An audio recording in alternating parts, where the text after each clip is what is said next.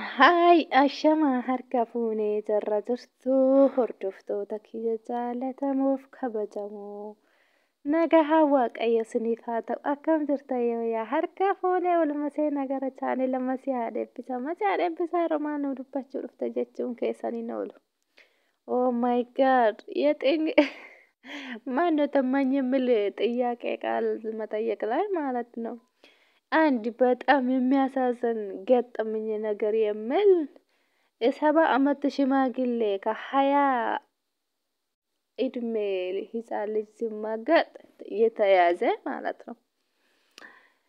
akkuma beekamu guyyaa guyyaadhaan viidiyoo haarawaa finnee simmaddii dhufna hordoftoota keenya dursa chaanee lama si haadha eebbisaatiif warri haarawaa taatan like share subscribe godhaan jajjabeessaa isiniin jenna.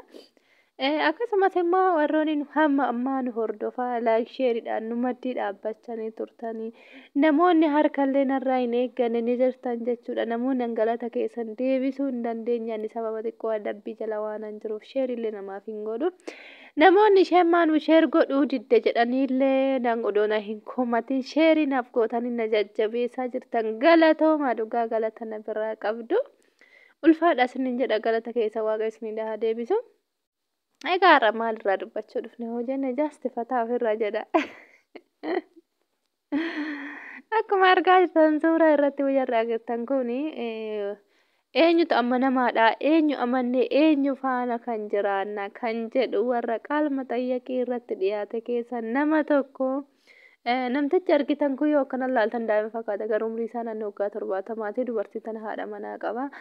Haati manaa isaa kun abbaa manaa hiiktee isatti heerumte jechuudha. Intala tokko qabdi sababa abbaa manaa duraa ishee hiiktee fi intala ishee tanarratti fedha foonii raawwachuuf yookiin gudeeduudhaaf itti gama jechuudha abbaan manaa duraa.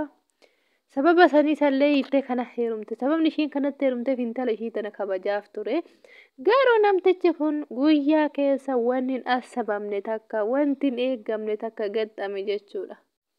Maal inni hoo jenneen illee walumaan laallaka.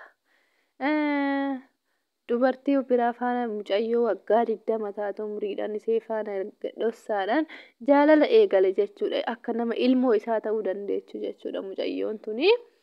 Gaa'ela dhossaadhaan gaafa jaalala eegaluu guyyaa tokko karaa osoo wakii deemaa jiranuu gaxxameenyi xiyyaaqeen gaxxame kamaal abbaaji. Zanaa mataa jedhame dookaa deemaa jiran xiyyaaqeen gaafa gaxxamu. Carraan isaan qaban maal isinitti fakkaate? Gaafatamu ka. Bilbila kennuu irratti dhufi kaa gudiin. Bilbila giddumaan irraa fuudhan jira lachuun galqayyarsiisanii ilaalani. Amma bilbila isaa keessatti kan waa tafaxxare ka. ያልተጠበቀ ነገር የሱ ስልክ ውስጥ ተፈጠረ። በቃ ተፈጠረ። አረ ወንዶች ሴቶችም ቢሆን እንደዚህ አይነት የምትሰሩ አረ ተጠንቀቁ። ለትዳራችሁ ታማኝ ማን ነው የሚል የለም። በቃ ከጋራ ወጦ መለያየት መግባቱ በጣም ይከብዳል። እውነት ወሊን ነጋሃም በሃኒ ገመቹ ጎዳኒ ራሃ ጎዳኒ ገሉ ዳዶ ደመኒ ጅዳን ወሊ ሎላኒ ወሊ ከኒ ከራረት ወልፊጣኒ ወልፈላጠኒ ገርገር ፊጉሱኒ ኢሳ አካሲሰን ነው ኦልቹ ጀዳ አማ ጀሪኩ ወሊን በሸነኑ ዳዶ ደማ ጅራን በቃ bilbila keessatti bilbila isaa keessatti dubartii biraa ijoollee umriin ishee xiqqoo taate faana janajjanee beellama hoteela faallee ruumii qabatanii garuu maal jedhanii mucayyoo takka biyya alaa jirti.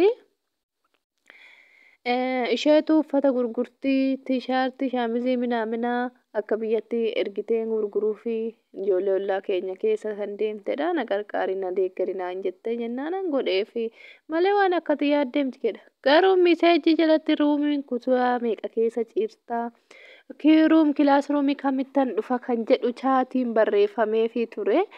Isaan irratti qabamuun amma kakkeew jechuun amma ka Gondar Finfinnee fakkaachuun amma ka balau እና ታማኝ የሚል ሰው የለም እኮ እውነት ፍቅር እውነተኛ ፍቅር ጠፋ። በቃ ማን አምኔም ከማን ጋር ይኖር ምን ነገር የለም እዚህ ዓለም ላይ። እውነቴ ነው የምላችሁ ቀልድ እንዳይመስላችሁ። ስለዚህ ታማኝ የሚል ሰው የለም። የሰውየው ትልቅ ሽማግሌ ነው jaarsi durduraanii biddeena nyaata aannanii na buqqateetoo innamma jaalala bitu kaata sumuunii godhuufateetoo. Egaa akkuma argaa jirtanii barri kun bara bara jaarsaaf jaartii waliin wakkii deemtee ol deebi'uun hin jirre. Sirriitti kan warri jinjanaa qabdanii warra qaalma xayyaqii kana karaa isaan jiranirra kontoofadhaa dheessaa. Warra jinjanaa qabdan akka wakkii baatanii addaan baatanii hin galle. Akkasumas immoo warroonni jireenya keessaniif amanamaa taatanii jiraachaa jirtan akkasumatti itti fufa baay'ee tokko namatti tola dhugaa dubbachuudhaaf. Jireenya jechuun jireenya qalbii miti takkaa badee jennaan deebi'ee hin argamu. Jireenyi keessan immoo qalbii seenaa. Maaliif qalaas akkuma ishii siif amanamtuu taate atis amanamaa fi ta'ee Maammadoo dhaga'i. Faati atis abbaa manaa keetiif amanamaa ta'a. Wal amana bakka maal soxxumee badheedha. Maal gochuu waan biraa wal janajjanta. Yaani nama tokko nama wal beektan ta'e nama faamilii yoo ta'e nama hiriyaa abbaa manaa yookiin nama ollaa keessanii nama keessa yaani nama walitti dhiyeenya qabda yoo ta'e akkam oolte nagaa oolte fayyaadha. Kanaan alatti miseejjiin bira footoo raaqotii keessan kaasanii itti ergu. Kilaasruumii qabii na eegi jechuun bakka wantoota akkasii kana raawwachuu bilisa ta'uu qabdu. Maaliif yaani Waaqayyoollee kana nuuf hin jaallatu. Addunyaan tun xiqqoodha. Har'a nutti fakkaachuu dandeechi beektu. Boru keessa deemuun keenya waan hin oolleef Waaqayyo waan hin jaallanne yoo hojjennu. Mee amma fakkeenya namichi kun haadha manaa qaba. Haati manaa isaa kun isaaf amanamtuudha. Inni garuu dubartii biraa faana ciisa. Ishiin yenee fiqir jedhee chaatii godhee yantee fiqiree neenye እኮ jettee ከሌላ ጋር ለምንድን ነው የጀመርከው? እኔ ለአንተ ሴት ምን አይነት ሴት ነኝ? እኔ ለአንተ ሴት አይደለም እንዴ? jettee gaafi gaafattu namichi bakka yaa ልክ አንቺ እንደምታስብ አይደለም ሂሩቴ እያለ ሰውዬው ሮጠ። ከዛ በጥፍ ተመታች። ወይኔ አገራችን እኮ ሰላም አጣ። በቃ እውነተኛ ፍቅር የለም፣ ሰው ጠፋ። ምን እናደርጋለን ብላችሁ ነው። በጣም ያሳዝናል። በቃ ታማኝታ አዱጋ ፋጦቼ ወር ቢያ አረባ ጅርተንillee nama janajjantan laaladha. Cal'istaniito Maammadooti daarii namaa keessa jiru haadha manaa qaba abbaa ijoollee jaarsa waggaa 70 hin janajjanina.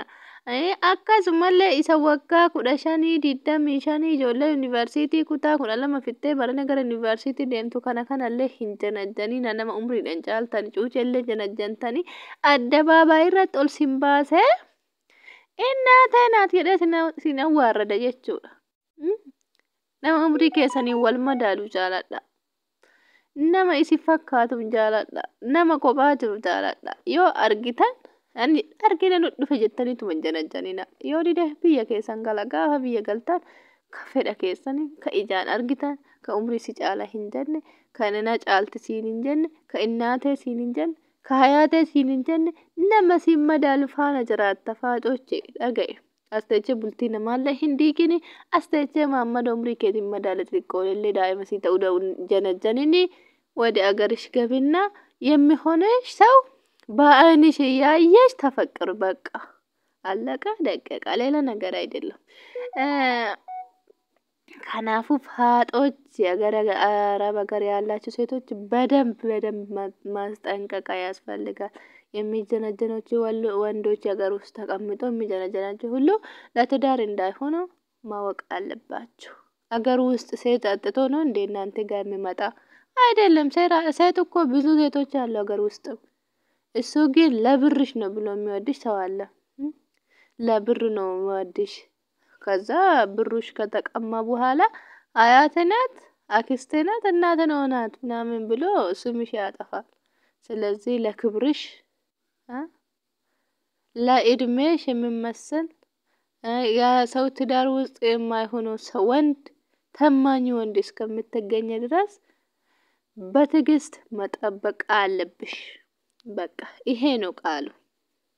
ልክ እንደ ወንጌሉም ሚል ወንጌሉም ደግሞ እግዚአብሔር የሚፈራ ሰው አንቺ እምነተኛ ከሆነሽ ከእግዚአብሔር ከአመንሽ እሱ ይሰጥሻል። ያኔ የትዳርሽ አጋር የሚሆን ወንድ ታማኝ ማለት ነው። ዝም ብለሽ ከሚዲያ ጋር ስትንጀላጀል ወይ ስትጀናጀን አይደለም የምትገኘው። ታማኝ ወንድም ታማኝ ሚስትም የሚሆነው በቃ ባልና ሚስት ያኔ እግዚአብሔር ስጦታ ነው። እግዚአብሔር ከሰጣችሁ ታገኛላችሁ። አካሲ warri hundi keessanuu jaalala keessan isa waaqayyo isiniif kennu lafuma jira of hin gatinaa argine jettaniin janajjaninaa ishii fayyaa ta'a waan nu caqaftaniif waan nu hordoftaniif viidiyoo adda addaa akka daddafee isin qabu mallattoo sabiskiraayib jettu diimtuu san caangodhuudhaan itti aansuudhaan beelii san tuqaa sana booda viidiyoon nu guyyaa guyyaadhaan gadhiisnu daddafee isin qaqqabaa. waan hordettaniif horaa deebanaa fayyaa ta'aa gaa viidiyoo biraatti walitti deebinutti nagaatti nu turaa.